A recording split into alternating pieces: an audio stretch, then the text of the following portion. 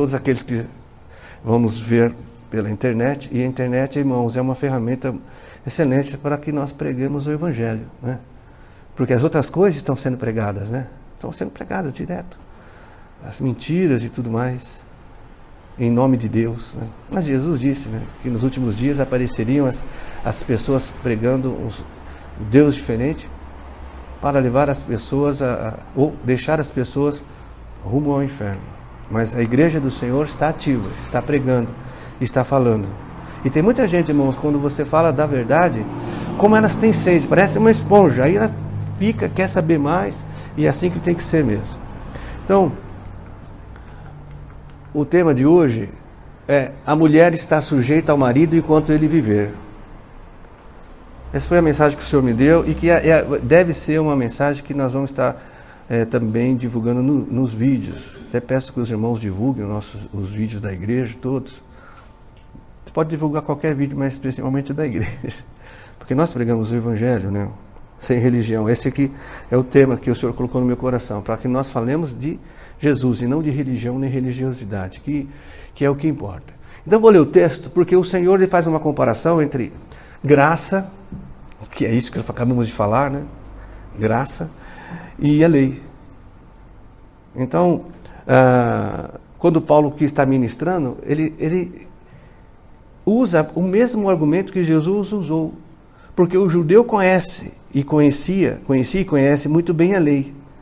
Então nada mais direto do que você mostrar a verdade com algo que a pessoa já conheça. Então o judeu conhece muito bem a lei e conhece ali os rituais e tudo mais. Então ele começou dizendo assim: não sabeis vós, irmãos, pois que falo aos que sabem a lei. Quem é que sabe a lei? O judeu. Que a lei tem domínio sobre o homem por todo o tempo que vive? Porque a lei diz que se você cumprir a lei todo o tempo, em toda a sua vida, você será salvo. É isso que ele está dizendo. Porque a mulher está sujeita ao marido enquanto ele vive. E na lei diz que a mulher está casada com o marido enquanto ele estiver vivo. É uma condição para que haja o quê? A carta de divórcio. É uma condição perante a lei. Tá ok? O marido morreu, ela pode casar de novo. Mas morto o marido, ela está livre da lei do marido. De sorte que, vivendo o marido, será chamada adúltera se for de outro marido. Mas morto o marido, livre está da lei. E assim não será adúltera se for de outro marido. Entendeu?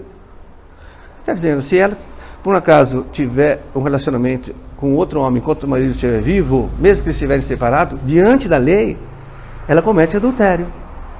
Né? A lei está dizendo isso. A lei judaica.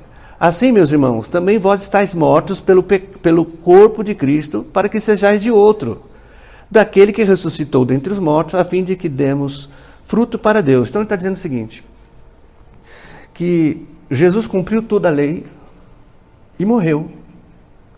Agora, ele morreu na lei, ele está dizendo que a lei depois de Cristo é como se ela estivesse morta.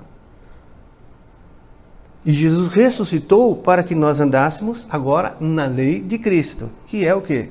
A lei do Espírito e do amor, que é a graça. Então Paulo está comparando a graça com a lei. A lei terminou em Cristo e começa então outro período chamado graça.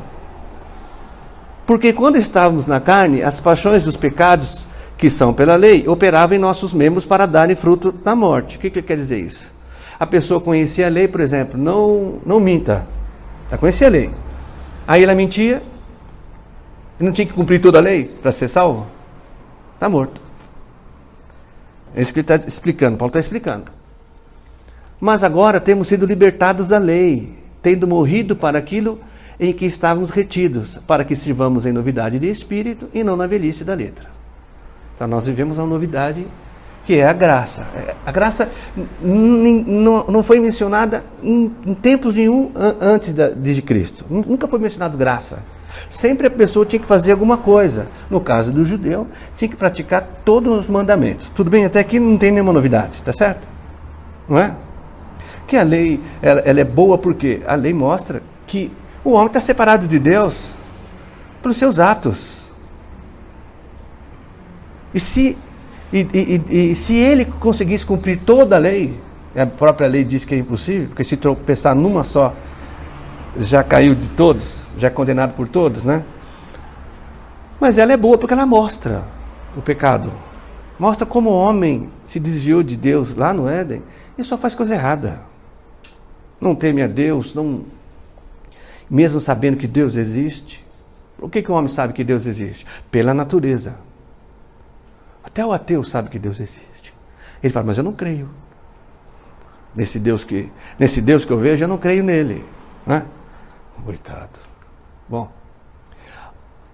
Aí nós temos um outro texto. Agora vamos falar de novo da lei e do tema que é a mulher está sujeita ao marido enquanto ele vive. Alguns fariseus aproximaram dele para pô-lo à prova e perguntaram-lhe: é permitido ao homem divorciar-se da mulher por qualquer motivo? Perguntaram para Jesus. A mulher pode separar do marido por qualquer motivo? Ou, no caso aqui, o homem, né? Aí Jesus respondeu: vocês não leram que no princípio o Criador os fez homem e mulher? E diz: por essa razão o homem deixará pai e mãe e se unirá à sua mulher e os dois se tornarão uma só carne. Assim eles já não são dois, mas sim uma só carne. Portanto, o que Deus uniu, ninguém os separe. Perguntaram eles: então por que Moisés mandou dar uma certidão de divórcio à mulher e mandá-la embora? Jesus respondeu: Moisés lhe permitiu divorciar-se das suas mulheres por causa da dureza do coração de vocês. Vocês quem? Homens. Tá ok? Mas não foi assim desde o princípio. O que significa mesmo? Não foi assim desde o princípio? Essa não é a vontade de Deus. Lá em Malaquias está escrito que Deus odeia o divórcio. Opa! Então o divórcio devia estar dentro da igreja de Cristo? Por quê? Porque Deus odeia. O nosso Deus odeia o divórcio. Peraí, eu vou chegar lá. Mulher, não se preocupe. O Senhor tem uma palavra de bênção hoje aqui para nós, que nós podemos replicar às pessoas que vão chegar até nós com esse problema. Eu lhe digo que todo aquele que se divorciar de sua mulher, exceto por imoralidade sexual, e se casar com outra mulher, está cometendo adultério. Então nós temos dois motivos aqui de separação que Deus concorda. Qual é o primeiro? Primeiro, adultério, que acabamos de ver, qual outro? Diz que a mulher está livre, o homem está livre, qual é? A morte de um dos cônjuges. Tudo bem? São esses aqui, não tem mais. Né? Por que o Senhor deu a carta de divórcio mesmo? É a dureza do nosso coração. Então, é a dureza do coração do homem. Mas e a mulher? A mulher, nessa época, ela não podia nem falar. Então, e o Senhor disse que quando o homem casa com a mulher, se torna uma só pessoa. Como é que pode haver divisão? E o homem, não falou do judeu ali, mas o homem mau, por qualquer motivo, ele ia até o sacerdote, se comprava ou não, ele conseguia a carta de divórcio. E entregava para a mulher. Por isso que entregava para a mulher. E a mulher tinha que ir ou embora para a casa dos pais. Aí o que os pais olhavam a mulher? Quais eram os dois motivos mesmo? Morte e adultério. Olhava para a mulher: seu marido está vivo? Tá. Então, o que falava para a mulher? Você o quê? Adulterou. E ela era então banida ali da sociedade, da casa. Então era uma coisa muito difícil. Deus não estava vendo? Lógico que estava. E Jesus disse: essa não é a vontade de Deus. Bom, até você já sabia tudo isso, né? Só para reforçar, 1 Coríntios 7,39 está escrito: a mulher está ligada a seu marido enquanto ele viver. Guarda isso, enquanto ele viver. Mas se o marido morrer, ela está livre para se casar com quem quiser, contanto que ele pertença ao Senhor. Essa tradução é muito legal, né? Porque tem assim, a mulher está livre desde que seja para casar no Senhor. Aí a pessoa pergunta: o que é casar no Senhor? É que desde que a mulher sábia encontre alguém, o quê? Que já serve ao Senhor. Essa é a direção. Ele falou que não dá. Essa é a direção. Por quê? Porque se a mulher é cristã, não é melhor para ela que ela case com um cristão? Assim, já perdeu, o marido morreu. Ela vai casar com o quê? Com um homem que não seja cristão, ia dar um exemplo aqui, mas é melhor não. Né? Ela vai ter problemas. Ela pode ser proibida de cultuar. Não é? Ali na época tinha festas. Não vai na festa da sua igreja, não. É para evitar problemas, tá certo? Bom, quem são a maioria dos líderes nas organizações religiosas, irmãos? Homens ou mulheres? E tem igreja que mulher não pode ser líder. Tudo bem? Não pode ser líder. Não, porque está escrito ali. Né? Você já viu alguma mulher pastora na igreja? Já. Não, mas não pode. E aí? Aí chega, então, a irmã que tem problema com o seu marido vai falar com o líder lá da igreja. Olha, estou com problema, tal, com meu marido e tal. Não...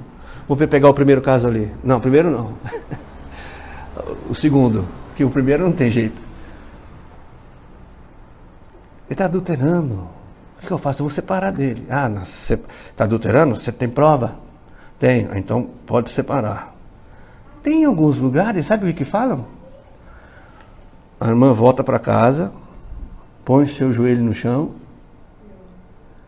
que Deus vai resolver o problema. Não, isso é verdade. Bom, drogas. Você acha difícil ter um casamento recente que o marido, eu falo marido, mas a mulher também, né?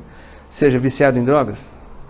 Chega lá, olha, meu marido agora está usando drogas e tal. Aí o mestre diz, o mestre lá da igreja, o responsável, volta para casa, põe o seu joelho no chão. Morto para o casamento, irmãos, não é só morto fisicamente.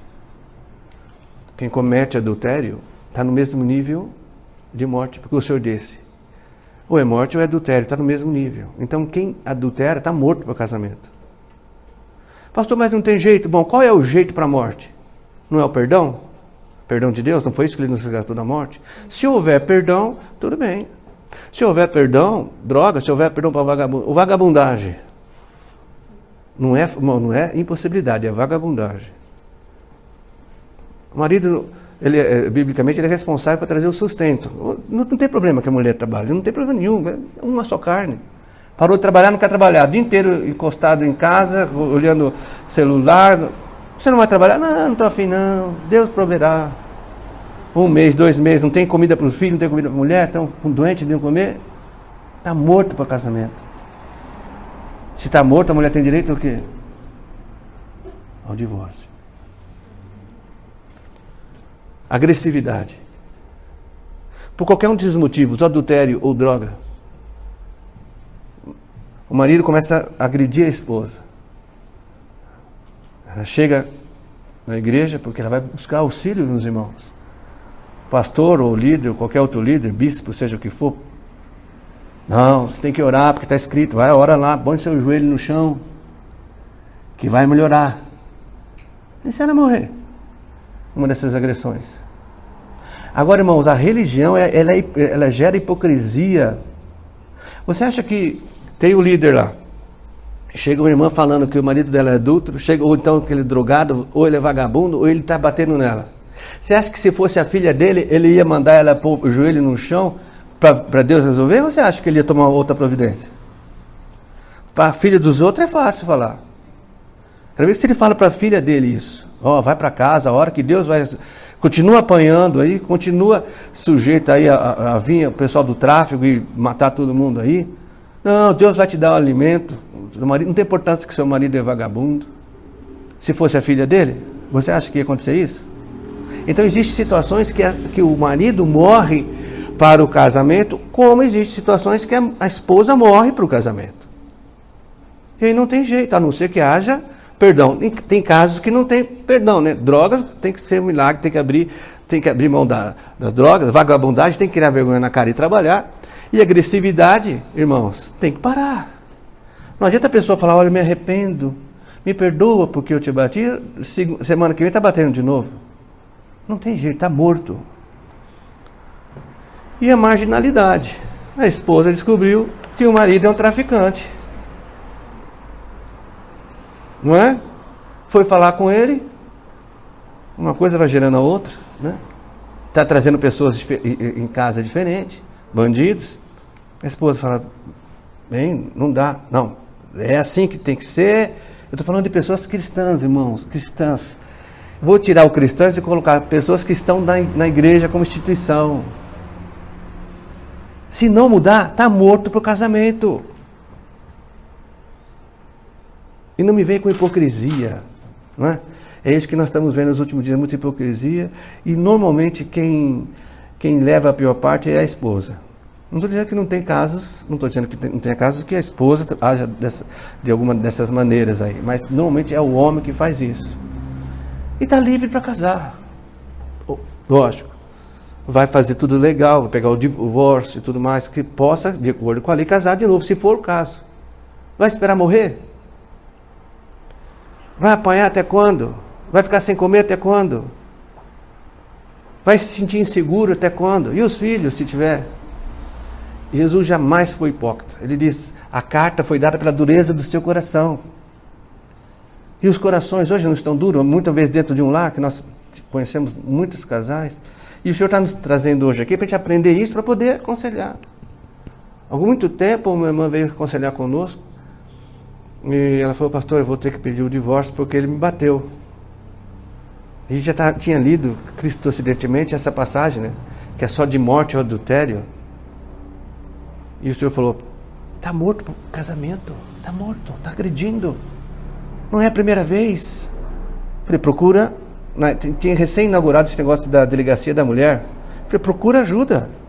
Vê lá, dá parte. Irmãos, eu não sei o que teria acontecido se ela tivesse permanecido. Então, a igreja está para auxiliar, sem hipocrisia, na palavra. Morte pode divorciar, adultério também. Está no mesmo patamar, como agressividade, como droga, como vagabundagem. Eu digo vagabundagem daquela que não quer mesmo nada, não é impossibilidade de trabalho, irmãos. Então são essas aqui, ó. A mulher realmente está sujeita ao marido enquanto ele vive, enquanto há vida. Não é? Nós estamos vivendo um tempo muito difícil, onde a vida perdeu o valor, né? E existem casas que, ao invés de ser um lar, é um filial do inferno. Normalmente para as esposas, para os filhos, né? Agressividade e tudo mais, espancamento. E eu tenho certeza, irmãos, que o Senhor não quer isso para os seus filhos. Para serva, né? Não quer isso. Então que nós possamos entender o que realmente a Bíblia diz sobre casamento. Ele compara com a lei. Se houver morte, tem que haver a morte de um, a lei morreu para vivermos na graça do Senhor. Claro que o Senhor nos dá direção para que nós vivamos melhor. A esposa ou o esposo divorciou, a esposa vai casar de novo, casa com alguém que é cristão. O marido vai casar de novo, casa com alguém que é cristão. Isso é direção. Agora, quando o Senhor fala de morte, não tem retorno. Morte no casamento. Morreu. Agora, se a pessoa que está ali casada, um dos cônjuges, foi agressivo, foi drogado, foi vagabundo, mas se regenerou, ou seja, o Senhor fez a obra ali no coração dele, ou ele se tocou, sei lá o que aconteceu, e a mulher quiser perdoar, ou o marido quiser perdoar, a solução para a morte sempre vai ser o perdão. Nunca vamos menosprezar o perdão, nunca. Mas aí eu quero que você entenda isso, para que você possa aconselhar. E se você está vivendo algo semelhante aqui, as pessoas da internet, não se sinta com um peso que Jesus não te pôs. Qualquer uma dessas, ou coisas piores, né? O cônjuge morreu para o casamento, morreu para a família. Não é? E aí você está livre. Faça tudo certinho. E se o senhor preparar, case-se de novo, monte a família, enfim. Ou então fique sozinho. Tem uma direção da Bíblia que diz, é melhor ficar sozinho. Em algumas situações. Né? Se você consegue. Né? Se você consegue, fica. Se não, case. É melhor casar do que abrasar, está escrito. Que o Senhor abençoe essa palavra no nosso coração. E que possamos, irmãos, ajudar as pessoas. O Senhor tem a gente, primeiro para pregar o Evangelho, e depois para ajudar, aconselhar. Não aconselhar errado. Né? Uma amiga das irmãs que estão aqui, ou um amigo dos irmãos, faz esse tipo de coisa, vai aconselhar certo. Olha, cuidado, isso que você está fazendo caracteriza a morte para o casamento. E o Senhor não vai deixar. Aí sim o Senhor vai operar. Amém, irmãos? Para que os irmãos tenham entendido. Vai ajudar porque a igreja ela é luz em todos os sentidos. Né? E é bom para quem vai casar ainda ver que casamento é uma coisa importantíssima. Né? É bom pensar bem, olhar bem, né? Para que não corra risco de morte no casamento. Esse também é um conselho que você pode dar, né? As pessoas, estou tão empolgado para casar, estou tão empolgada para casar, e aí? Aí você fala, isso mesmo, não vejo a hora de comer os docinhos lá no seu casamento. Não, não é? Quem é a pessoa? Você pode me dizer? Família, como é a família? Boa, trabalha. Não está envolvido com droga não, né? Tá certo? Bons conselhos valem muito. Vale muito. Não vai cobrar pelos conselhos, mas vale muito. Amém, irmãos? Que o Senhor venha dar o maior entendimento nisso, nessa área, para que nós sejamos portador de bons conselhos, sem hipocrisia, mas na palavra de Deus. Em nome de Jesus. Senhor eterno, a Tua palavra, Senhor, nos diz que o Senhor está no controle, que o Senhor nos ama e que o Senhor quer o melhor para nós. Que possamos, Santo Deus, ser portadores das boas notícias, principalmente sobre a vida eterna e aquilo que o Senhor deixou para nós como sociedade, não é? Para vivermos melhor, para não sermos escravos, porque o Senhor já nos libertou. Que assim seja, Senhor. Que a Tua palavra venha nos direcionar em todas as áreas da nossa vida sempre. Em nome de Jesus Cristo.